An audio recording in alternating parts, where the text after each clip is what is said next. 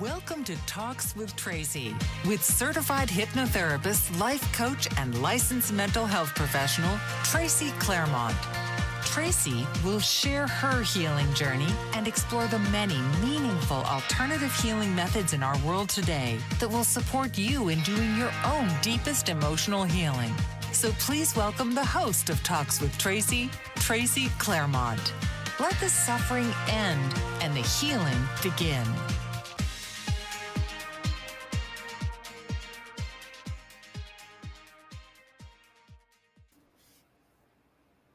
Hello and welcome to Talks with Tracy. I'm your host, Tracy Claremont, coming to you live on the Bold Brave Television Network. Thank you all so much for joining me today. I appreciate every single one of you who takes the time to listen to my show, and thank you, as always, to Bold Brave Television Network for having me. So today I am having a very special returning guest, and I am so excited about having her. She is one of my very favorite guests. I am talking about the beautiful and amazing Katie Howard. She's here to visit with us and share her experience with past life regression hypnotherapy that she actually did with me. So, a few years ago, Katie came to me for a past life regression hypnotherapy experience. And, she was really in that place in her life where she was really feeling the calling to move into her intuitive healing gifts and abilities, but she was also in that stage where she was kind of trying to figure out how she even knew how to do any of this stuff. And, I can really relate to this myself. I very much relate to this. I've had that experience where it's almost like, when you have this calling to guide healing, it's almost like you have a memory that is just right out there where, it's there, but you can't quite remember it fully. It's almost like, have you ever had that experience where somebody comes up to you and they're like, "Hey, Tracy, how are you? How's it going?" And you can't remember their name at all. And then you're going through your mind like, "Oh my gosh, who is this? I should know who this is." And it's like right there. And that name is just right there, but you can't quite grasp the memory. Well, that's kind of how it's felt like to me. I have this knowing, I have this memory that's right out there, and I just want to see it so clearly and have full view of it. But, it's just not quite coming through clearly. And it's kind of like that feeling. And she came to me with that feeling. She had these knowings of how to guide healing, but she really didn't know where they were coming from. And she was really wanting to trust herself within that and move fully into that, bring it to fruition. So this is how Katie came to me for a past life regression. And she's here to tell us about that experience and how it changed her life, And we also, maybe later in the show, we'll get into how we can kind of get thrown off our path with all of the responsibilities of daily living and what happens when we get thrown off our path and purpose in this lifetime. So now, if you recall, the beautiful Katie Howard is a Reiki master, and she is incredibly intuitive and spiritually gifted. She has been a part of my very own healing, and I'm very thankful for all that she has done for me. So please welcome back to the show, the amazing Katie Howard. Hi, Morning. good morning. Good morning. Thank you for being here today. I'm so happy to have you. So, am I correct in kind of the description of how you came to request a past life regression hypnotherapy session with me? Kind of wanting to clarify how you knew the things that were coming to you? Yeah, I just was trying to figure out, like, how do I know these things? How do I feel these things? Where is it coming from? Like, is everybody like this? Is there somebody out there that that I can relate to? Like trying to figure out like what is happening to me. And so yeah, reaching out to you. I mean, it just completely fit the puzzle. It was like the missing piece that I needed. Um, Right. to Gave you understand. answers. Yeah, yeah, to understand like why. Hmm. Yeah, and it's interesting that really this is all a process of learning to trust ourselves, right? And that's Yep. not always an easy thing. No, I think that's probably one of the biggest tests that we're given is, we have these healing gifts, um, but like, are you confident enough to use them? Are you, Mhm. do you believe in yourself enough to say exactly when you're channeling exactly what's coming through and not, I mean, all of that is growing through, just trying to figure it all out and taking that risk of, you know, this is it. So Yeah, and it's kind of necessary to just jump in and do it, which is often a very scary thing. I know that I have repeatedly asked my own guides through hypnotherapy and through meditation and different ways. I've asked them to just show me how to do it. Just show me, and I will do it. And what I've been told repeatedly is that I already know and I just need to do it. So then that gets back to trusting myself and my own knowing. And it does, it feels like you're taking a big risk because you kind of have to do a little bit of you have to get past your conscious mind right, blocks a lot of the time. Those conscious mind blocks that are saying, that none of this can be real, and what are you talking right, about, and that's not you, we don't do this. All of those things, we have to get past those, and hypnotherapy is a great way to do that, and past life regression hypnotherapy is a great way um, to provide some understanding around where these knowings come from, and then you can be like, oh, okay, this is what I'm remembering. That's the memory that I've been trying to see clearly for so long. yes, yes. Yes. So you came to me in that way. One of my experiences when I was in meditation, one of my guides, when I was repeatedly asking her to show me and tell me specifically how to guide healing, um, I felt like she was teasing me or something because she'd Mhm. laugh and she'd dance around and doing all this. And when I had my oversoul hypnotherapy experience, my oversoul told me that she wasn't teasing me. She was just super excited that I was Celebrating. at this place. Yeah, and even that knowing, because I'm not gonna lie, I was getting a little frustrated with my guide feeling like teasing me all the time. I was Right. like, just show me.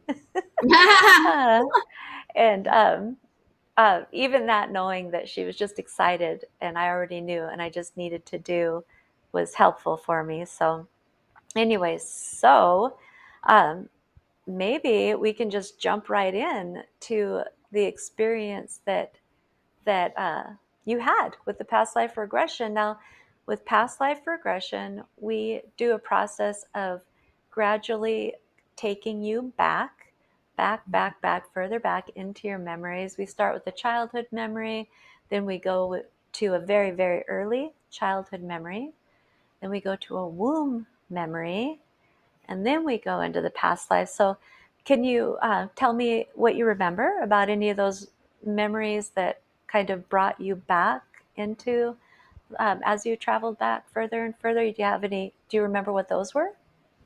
um Excuse me. I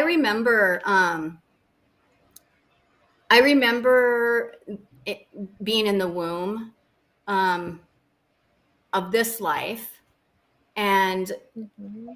remaining in the womb when I was about 3 or 4 months gestation, I think. Um, Mm-hmm. and I mean, watching that birth happen, or I'm assuming that's what it was me watching me be born in this life, um, was uh, pretty.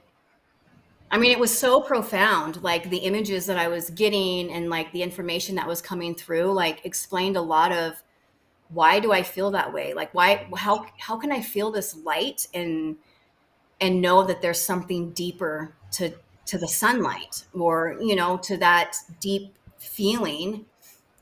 Mm-hmm. And so that part just really solidified like what my soul has been telling me all along, right? Like, you Mm-hmm. know, yeah, I just, So well, did you say you were 3 to 4 months gestation? Is that what I heard you say? yeah, yeah. Yeah. So you weren't, when you say being born, you don't mean actually seeing yourself born at 3 to 4 months or anything like that. You mean Oh, actually this moment where, your soul is coming into this body and choosing this lifetime, that kind of being born into this current lifetime. Is that what you yes, mean? yep, that is correct. Yeah. It's quite amazing to have a womb memory.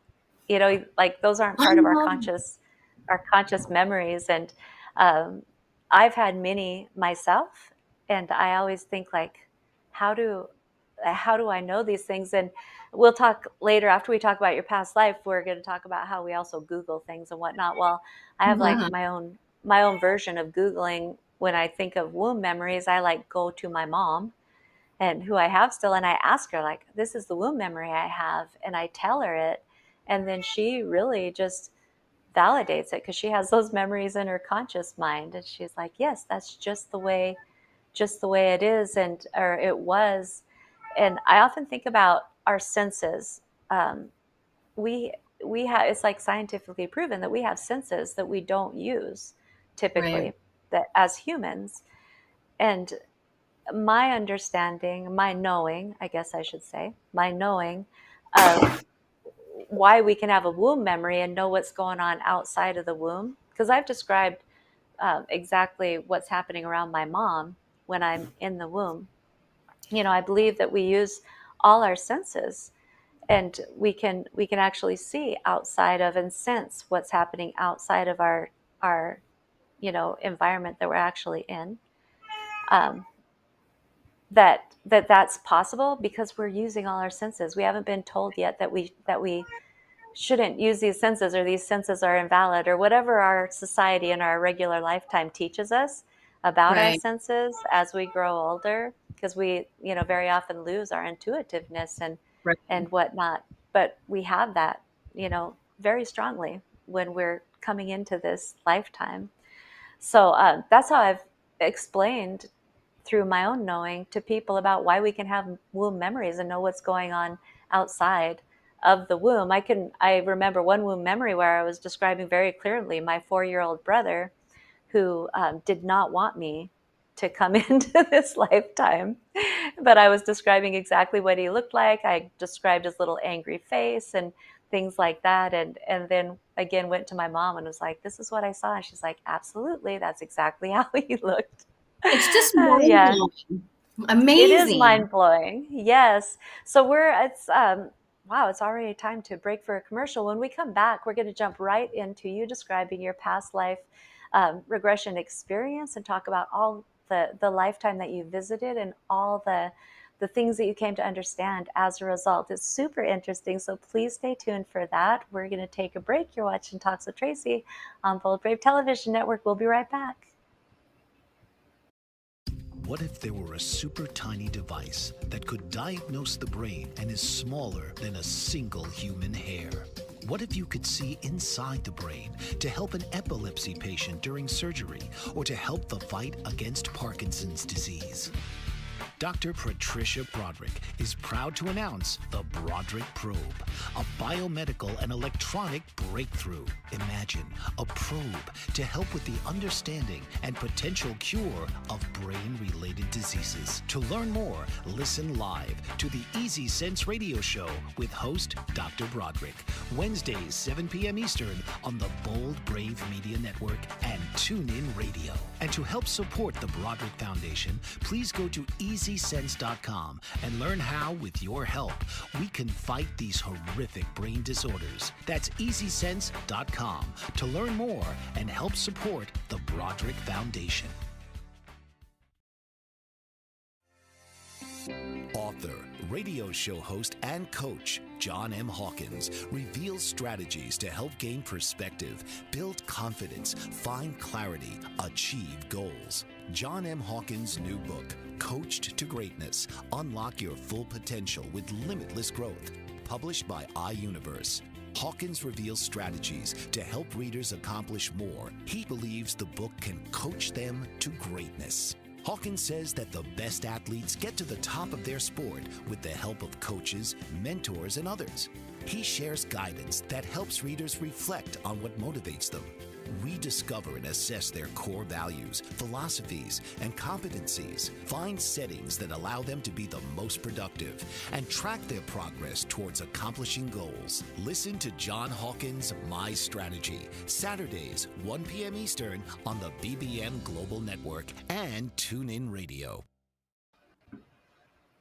Welcome back to Talks with Tracy, coming to you live on Bold Brave Television Network. I have the beautiful and amazing Katie Howard here with me today. Oh, there's my sister. Good morning. Morning. All right, well, I have Katie Howard here today. We were just talking about how she's going to share her past life regression experience with us. And, it's quite an amazing thing to have a full, very vivid memory of a lifetime that you've had previously. And it's kind of an odd thing where you know things that in this lifetime you don't know, but you're visiting this past lifetime and you have full knowing because that was your life. So Katie, can you just jump right in and talk about the lifetime that you visited? Yeah. So at the beginning of the session, you take me way back, getting into that hypnosis area or whatever. Mm-hmm. And being able to, I was in this ball of light when I was traveling, to this other life. Mm-hmm. And it just kind of like flashed. I mean, like I knew when I was there, and it's so profound because you're just watching it play out like a movie, and it's like no wonder, or that's where all that comes from, or but yeah. So my very first, once I got to where I was going in my white ball of light, it was me, and I was a little boy, and I was in Tibet. And my parents, we were gathering like food, like teas and like different roots and stuff. And they were trying to like really keep themselves together. Like I knew that they were sad and kind of grieving, and they didn't think I knew why, but I knew why. Is because I was being prepared to be a Tibetan Buddhist monk, and my parents, they didn't think that I was able to understand what was happening. And so me being able to understand that, I felt like I was able to, I mean, even though that they are my parents, being able to nurture them, to let them know that I'm okay. I was about 5, I feel like 4 or 5 when they started preparing me for this. And I just have this vivid memory of the way they talked, the way they smelled, the way that they looked. The detail of my parents is just, there's just no words for it. And as you're walking me, taking me through this, I remember like certain things, like when you would ask me a question, like my name or different things. And like my conscious mind would be like, what the heck, you know, because like it would just be so out left field, like my name, you know, that I had, or the year that I was born. Um, and also like feeling that and knowing that, embodying that, that life, that purpose of becoming a monk. I felt the inner peace when I was working on this with you. I felt the glow from inside. I seen different perspectives and was able to see different, into different minds of different monks. Um, I want to and just point out one thing real quick. So when you say, you know, it's kind of like watching a movie, and your conscious mind is sometimes saying, like, "What the heck? What? How do I know this?" Or I just want to bring attention to the fact that you remember you remember your hypnotherapy session. So you know, once you know, are brought out of hypnosis, you have the memory of what you just experienced. And we always, you know, the expectation is that we have going into hypnotherapy is to have the conscious mind just step aside and release all, you know, judgment or whatever, and just be an observer and let the right, subconscious mind come forward. So I like your description of when you're, you know, when you're having this memory and things are so vivid and so real, things that you wouldn't even know how to describe in this lifetime, like what your parents looked like and what they were wearing in the year that you're visiting, and that the lifetime you're visiting. Your conscious mind does kind of sit back and I know I've had moments where I've been asked what is the year, and my conscious mind will immediately say, I don't know. And then I'll just take a deep breath and focus on what is the year, what is the year, and then it kind of flashes across that movie screen, and I know the year. You know, do you remember what the year was that you said? yeah, it was 1846. And so, yeah, I remember, when you asked me what my name was, um, and and it was just so nuts because my name was Jamal, and so yeah, so I remember that.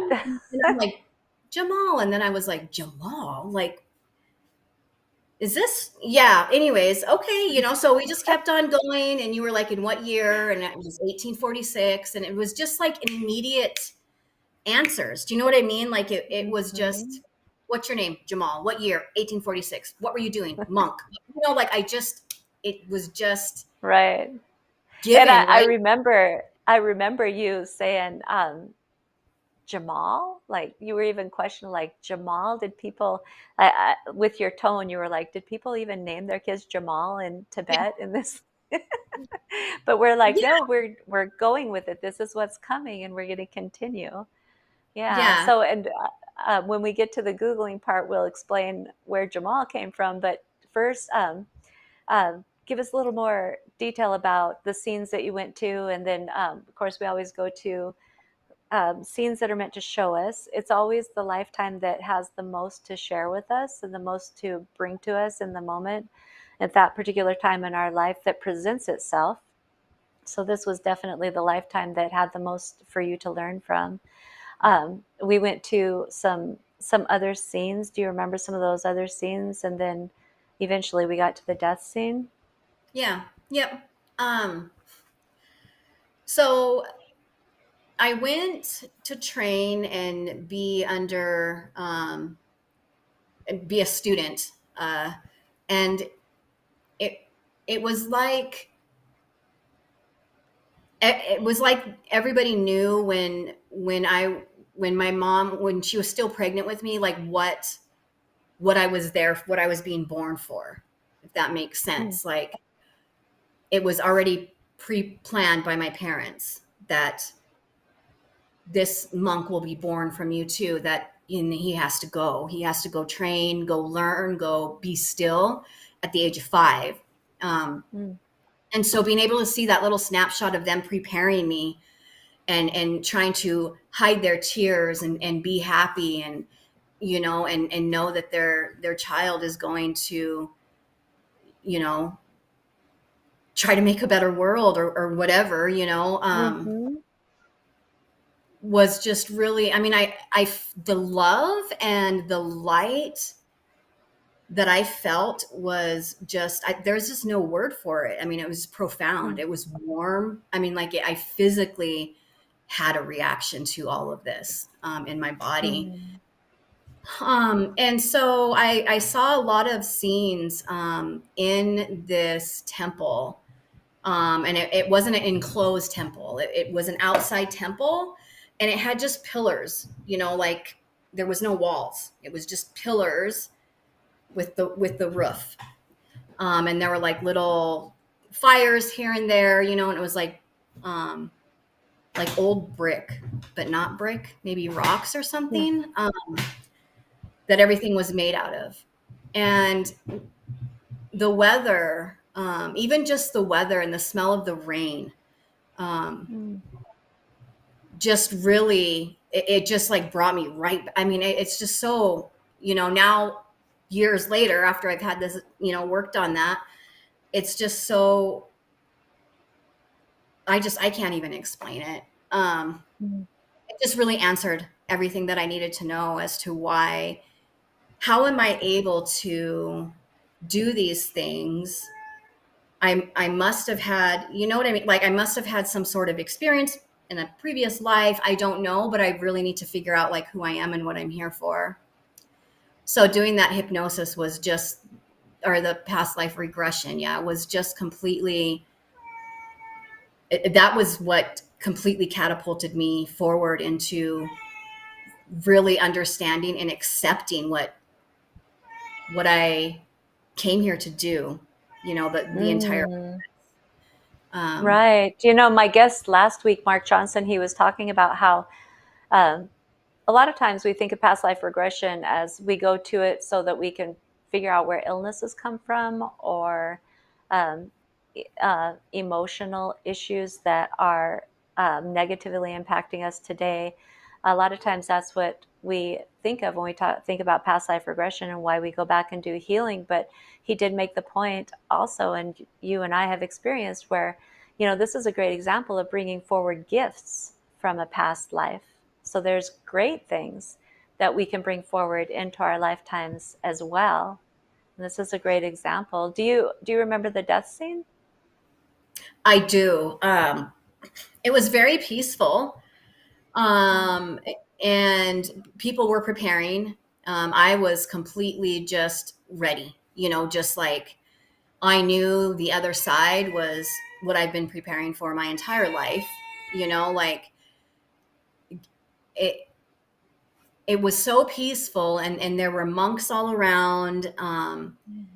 And it wasn't traumatizing or anything. It was just, it was like an honor. I don't know how else to explain it. It was like an honor to be able to live that life and then die the way that I did, so peacefully, just surrendering. I mean, and that's basically what it was. I mean, like I seen myself in this bed, like this little cot, the red, like throw blanket type thing, um, and just waiting for it to happen. Like, yeah, it was Wow. just, yeah. And then like, I mean, I seen like iridescent sparkles, like when I was actually passing, the way that my soul was carried, and embraced. Um, I, I just, I still can't even have the words for it. It's just, there are no words for it, for like Mm. the feeling and the smelling and knowing all of that. It's just real. Wow. Yeah. Yeah, amazing. So, um, uh, sometimes well, not sometimes, when we do a review, I always ask, were there any promises, contracts? And if I remember correctly, there were not any promises or contracts made in this lifetime. However, obviously, those gifts were transferred over into your current lifetime. So I did mention that I love to Google things after there's a past life. And I've done this with so many people where I take the specific facts that were provided and I just do a simple Google search to see. And it's so validating, or I'm not even sure why I need any kind of validation outside of the actual experience, but I do think it's interesting. So, Katie, you and I, we Googled afterwards, and one of the questions was, about like Jamal, the name, right? Yeah. And we had the year and we had, the country. So, can you tell us what you found when you Googled all of that? Yeah. Um, so yeah, after our session, I was just like, you know what, I'm checking this out because like it is so real. It feels so real. Like there's nothing else to say about it. So when I Mm-hmm. Googled it, I Googled the year and I Googled the name, um, because those are the things that I knew like for sure. And what popped up just completely, I was dumbfounded. I couldn't even like talk.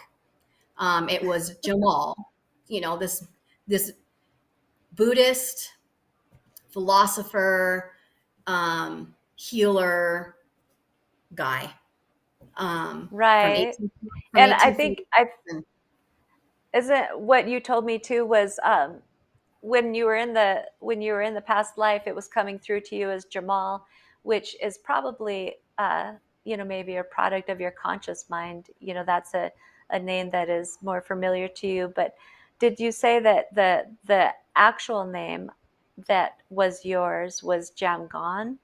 Yeah. Yeah, Yeah.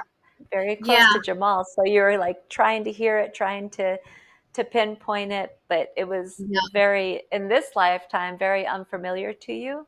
So it came out a little different. But again, the year was exactly that.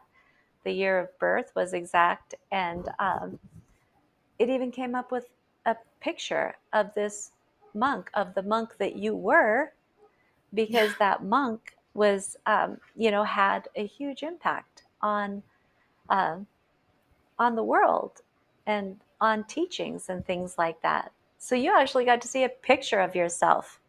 Yeah. And I mean, it, yeah, I can't even talk because every time I revisit this, I'm just like, what the, like, so Uh, I'm going to show your camera. I don't know if anybody, oh, you can't see it. Oh, can oh, yeah, you? we can see it. I can see Okay, it. Put it up there's, a little bit higher. There we go. Oh, or yep. the, Oh, hold it still. There you go. Yep, that's a picture that Katie Googled and found with the year, the monk that she was. All right, yeah, thank you. That, sorry. Yeah. that she was in that past lifetime. Super incredible. And so when people say, somebody's making this up, oh, it must have been something you read, a movie you saw. You didn't read a book about this. You had no idea. You'd never heard this name, never knew of this monk, had never seen a movie about it, anything like that, right? Yet your memory was so vivid and so clear that I strongly believe that it's impossible to make something like that up. Do you agree? Oh, absolutely. I Yeah. mean, absolutely. There's just, it just answered so much for me. That regression Mm. just completely, just really solidified everything that I needed to know and feel. Um, Well, speaking of answers, all right, you have been a part of my own personal healing journey, which I appreciate you very much. So, do you recall when you were doing a Reiki session with me, and I was on your table. We were at my house, and I was on your table, and you were scanning my body. And I'll never forget, you went down by my leg area, like kind of by my knees or something like that. And then all of a sudden you said, "There's a lady here spinning in a field, dancing." And I love the way you're so candid and so real, like, I don't know why she's here, but she's definitely here with us. And then you're like, I don't know, maybe you need to go spin in a field or something. I don't know. Mhm. But intuitively, you were seeing this woman, this young woman spinning in a field dancing. And I told you, oh, yeah, she pops up all the time. And I told you I'd drawn her in my journal. When I was meditating, she would come to me. She'd kind of pop up and make appearances here and there in hypnotherapy, all these different, well, maybe not so much in hypnotherapy, but in meditation for sure. Yeah. And then in this Reiki session. But and then even just when I was journaling, coming to my mind and me drawing her and things like that. Well, a few weeks ago, I had a hypnotherapy session where I visited my oversoul and had an amazing, this is spiritual hypnosis, and I had an amazing experience with that. And it's a very similar process, slowly being taken back, further back. You go into a past life and then you go beyond. Well, when I went into the past life, guess who was there? This young lady spinning in the field exactly as you had seen. And I was kind of excited, like, oh my gosh, there she is again. Because I kind of started thinking maybe she was a spirit guide. But I kind of landed on that because I didn't really know what else to think about that. She didn't talk to me, but she was always popping up. Anyway, so I thought she must be a spirit guide, and it actually turned out that that was a past life of mine. And I popped right into that lifetime, and here I was spinning. I was like 23 years old, spinning in a field. The exact gown that you had described was what I was wearing. The energy, the feeling of real excitement and happiness was Yeah. present, and I was just so excited. And then, um, and then I went straight to the death scene, like just like that. I was in the death scene, and I was the same age, and Oh, I was chained to a like a castle wall. I don't know if it was a castle, but it was like a dungeon, like yucky rock work, kind of damp rock work, icky. And I had mhm. my wrist chained. I was chained by my wrist to the wall, and I was dying. I was starving to Ah, death, and all the energy was leaving me. And I was the same age. I was 23. And I had this intense feeling of sadness because I was so excited about everything I was learning about healing and energy. And I was so excited about the work I was going to do in my lifetime. And then I'd been captured and was dying. And in the death scene, as I left my body, as I died, I made a promise to bring forth everything I'd learned and to live it out and to practice it in another lifetime. And that was a promise that I'd made in that death scene. So it turns out, Katie, it's really just an example of this promise essentially that I made in a different lifetime, and it kept popping up, kind of like, hey, notice remember me. me? Let's do Yeah. this. Don't Mhm. forget, we promised, this is the lifetime that we're going to do this in. But it's so, I'd never even heard of that. Like, I'd never worked with somebody who had an experience where a lifetime was kind of like popping up, like, notice me, come talk to me, come experience me. I had no idea what it was, That's but so whenever amazing. I was with somebody intuitive like you, or my own going within into my own inward experience, there it would pop up. It would pop up and pop up and pop up. And so I did want to tell you what that was because I finally figured it out. I love that. Oh my gosh. Yeah. She was a happy girl. She was loving life. She was so excited. Yeah, Yeah. that's why I was so sad, like intensely sad when she popped in, like same scene, like same age, death scene. But this is another example of bringing forward gifts from past lifetimes and Right. um, trusting, trusting ourselves and trusting our knowing. So, also, Katie, we're just going to skip the last commercial break. We're just going to keep going. But I did want to talk a little bit.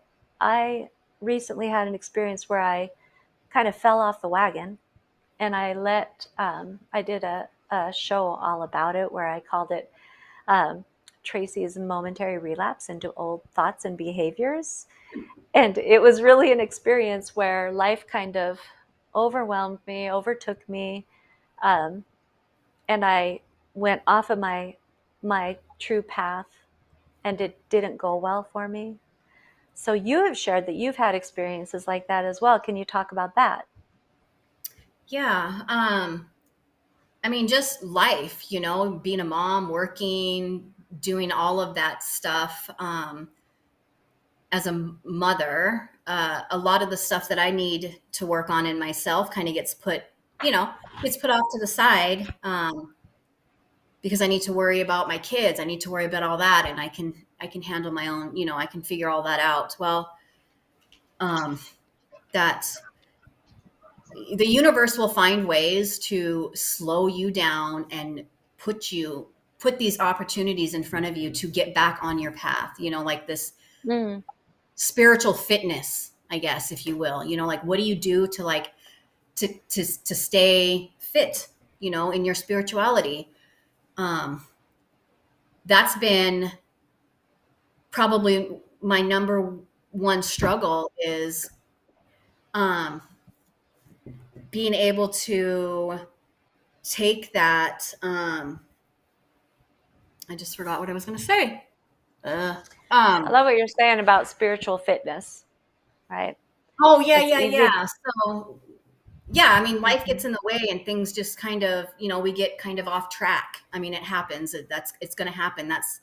I think that's a huge part of the journey, right? Is overcoming that obstacle. And the journey, the obstacles are the journey, pretty much. And so, Mm-hmm. um I mean, I really had to slow down. I have to have like neck surgery, like extensive, like just not feeling well, kind of sickly, just not feeling good at all. And when I check in, with myself or my guides, it's been consistent every single time. Is, you need to focus on your spirituality. You need to focus on your spirituality. You need to focus on that.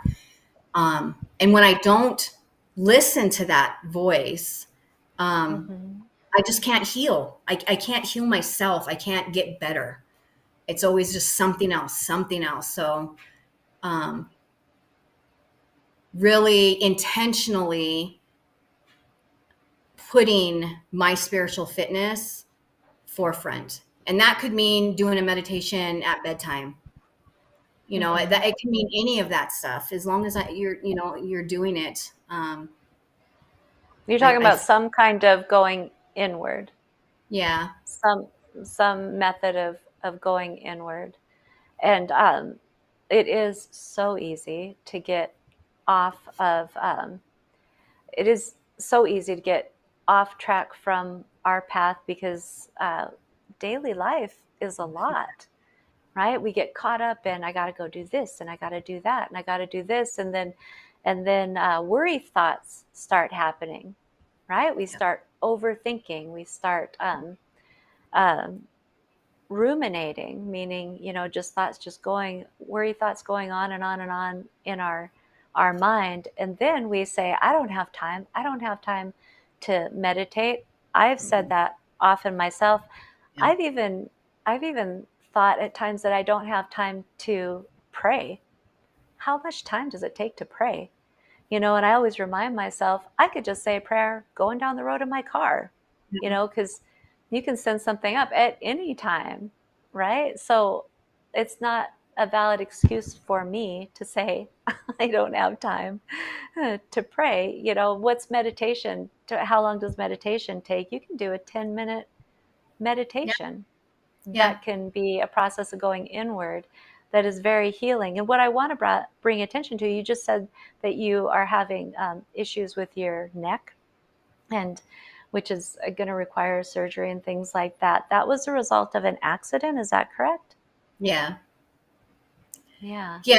Yeah. Just moving too fast. I was on my way to the gym and just, yeah, did not go well. And then even after that, when I slipped in the gym, a month later, I fell again, and this time it was at work, and it was all in, like, everybody's seen me, like all the stat. I mean, it was just like this slow motion falling, but that really re-injured all of that. I didn't slow down enough to, pay attention. I mean, and Mm.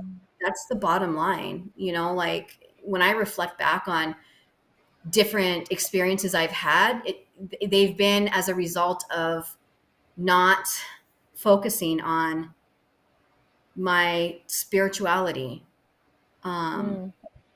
my own healing. Like I'm very intentional and authentic with my healing before I go to bed. It doesn't matter if I'm so tired. Like that's when I do a lot of my inner healing, work on my own chakras, how, different stuff like that.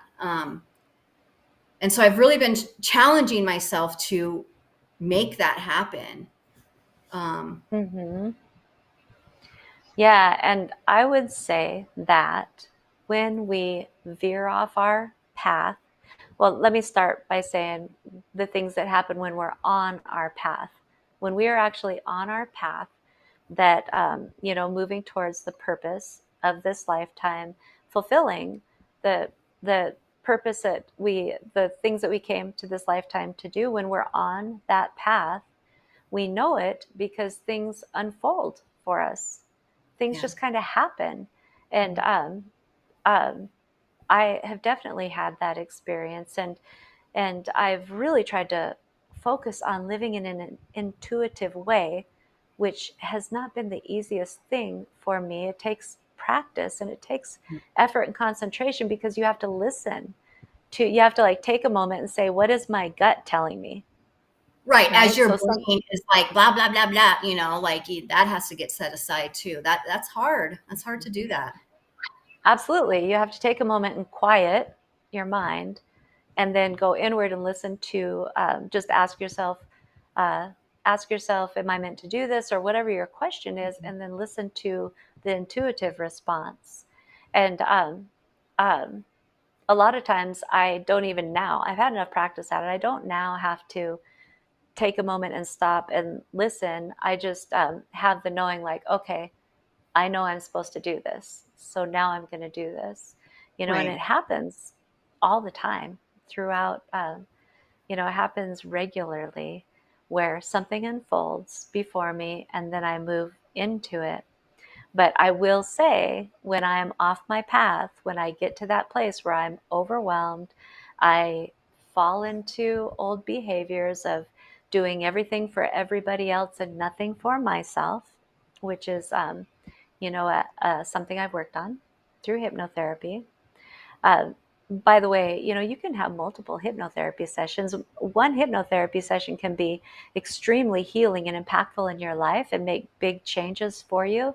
But as things come up, other issues, you can continue on and do multiple hypnotherapy sessions if you want to, and it's super helpful too as things arise, um, to continue to do that practice and continue to remove blocks that come before you. I know I have a block right now that I can feel, that is keeping me from doing like a big marketing of myself in the larger world.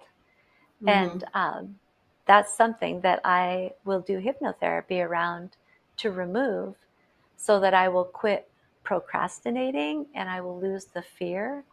But that's just an example of how, even though you've done a lot of work, things continue to arise.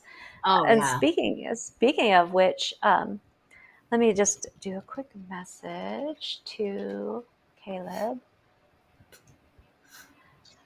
Um, you and I are going to continue to work together, right? Great. We have a session scheduled this Saturday. I'm so excited. I am so excited too. And what we're going to do is, we are going to go in and we are going to co-create. Katie, it's going to be so awesome. We're going to co-create. We're going to bring about meaningful healing to this injury that you have with your neck. And we're going to go into, we're going to we're going to be little detectives and investigators. We're going to go in and we're going to ask, like, what is the the purpose, the function, the role, the intention of this injury? Why did it occur? And then we're going to release, and we're going to do some connecting with Creator for some really meaningful, powerful healing. And because this injury absolutely has some kind of function. Right. I think, in our conscious minds, you mentioned that you were going too fast. Think too much, too much, too much, too much. And it could be that this injury was sent to you to slow you down. Yeah. Like, you can't keep up at this pace. So it's no coincidence. I don't believe in coincidence, but it's no coincidence that you were at this stage in your life and all of this was happening, and then an accident happened. Two accidents happened because the first one didn't slow you down enough, right? Right. Yeah. Yeah. And all of those things happen when you said that you have a meditation where you balance your chakras, which is Hmm. wonderful because accidents like that happen when we're off balance. Right. Yeah. Yeah. Like when there's just one little tiny thing out of place, it can throw everything off. Um, Mm. so yeah, being, Yeah. intentional with all of that it's Being important. intentional. Yeah, so I do want, in just in the last couple of minutes, I do want to mention, you sent me the just a beautiful messenger message the other day. I really loved it. You were talking about offering yourself mercy and grace and love, and how these journeys are not easy, and sometimes they're very lonely because they involve a lot of reflection inward, and maybe people around you don't always understand. Mhm. Um, but it's a process of bringing about unconditional love and acceptance for yourself. And in that way, you can then have unconditional love and acceptance for others.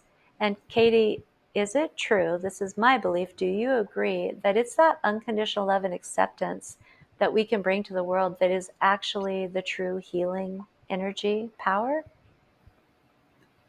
Absolutely. Yeah, unconditional love there, so that encompasses so much, unconditional regard, all of that. Mm. Agape, it's just so that will heal everything.